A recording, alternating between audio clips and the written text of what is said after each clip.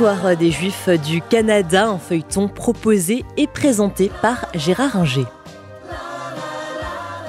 Bonjour.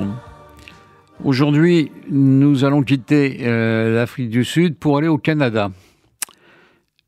On ne le sait peut-être pas, mais le Canada constitue aujourd'hui probablement la troisième diaspora du monde, après les États-Unis, 5 millions de Juifs, la France, 500 000, et le Canada, plus de 400 000 à peu près.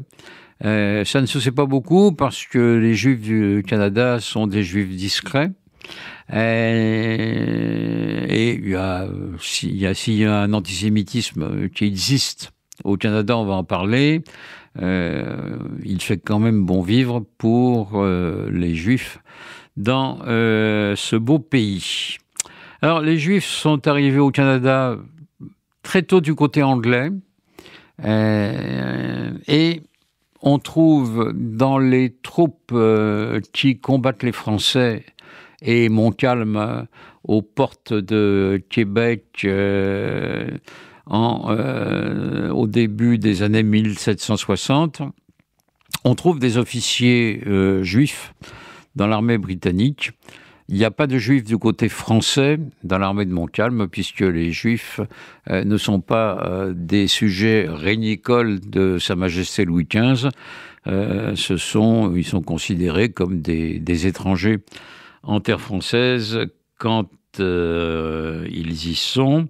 Et donc, ils n'ont pas eu l'autorisation de s'installer dans la belle province, dans le Québec français. Montcalm étant vaincu en 1763, le Québec passe sous domination anglaise et les Juifs qui sont présents du côté anglais obtiennent assez vite une possibilité de s'élever dans la hiérarchie politique, mais les lois ne leur sont pas favorables du tout, ce qui fait que certains Juifs, notamment Aaron Hart, qui avait combattu avec les troupes britanniques, sont élus, mais ne peuvent pas siéger parce que les Juifs, pas plus que les catholiques, ne peuvent siéger. Il faudra attendre 1831 pour que les Juifs canadiens puissent devenir députés. C'est avant le reste de l'Empire britannique, parce que ça n'est qu'en 1859 que, par exemple, Lord Rothschild pourra siéger à Westminster quand la loi britannique aura changé. Mais au Canada, c'est en 1831.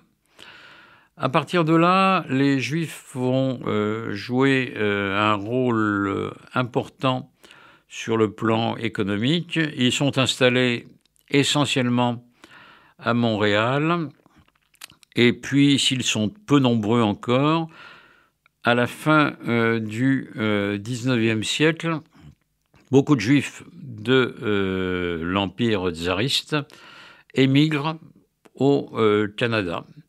Ils vont émigrer à Montréal, où des communautés orthodoxes existent de manière puissante, mais surtout à Toronto, dans la province de l'Ontario, où les Juifs vont prendre une place importante sur le plan économique et s'assimiler très vite à l'ensemble de la population canadienne.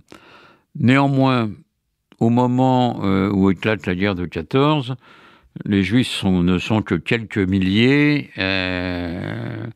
au Canada. La présence juive est à ce moment-là donc limitée, même si les Juifs sont parfaitement tranquilles et prospères au Canada. Ils se sentent plus à l'aise du côté anglais que français parce qu'il y a les Français du Québec sont catholiques. C'est un régime très conservateur qui va se maintenir jusqu'au début des années 60 et les Juifs se sentent plus à l'aise du côté anglais. l'immigration du reste va être limitée entre les deux guerres. Les Canadiens, comme dans beaucoup d'autres pays, ne vont pas vouloir, en période de récession économique, d'une immigration étrangère en général et juive en particulier.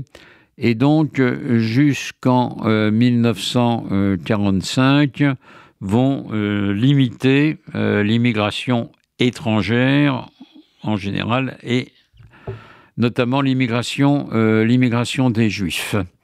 La situation va changer à partir de 1945. Touch me with your naked hand, touch me with your glove. C'était l'histoire des Juifs du Canada, un feuilleton proposé et présenté par Gérard Inger. Dance me to the end of love.